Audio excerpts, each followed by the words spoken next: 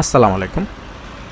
এই মুহূর্তে সিলেট ওসমানী আন্তর্জাতিক বিমানবন্দর থেকে বাংলাদেশের সর্বোচ্চ বড় বিমানটি বিমান বাংলাদেশ এয়ারলাইন্স বোয়িং 777 এই মডেলের বিমানটি এখনই সিলেট ওসমানী আন্তর্জাতিক বিমানবন্দর থেকে সরাসরি জেদ্দা শহরের উদ্দেশ্যে রওনা দিবেন।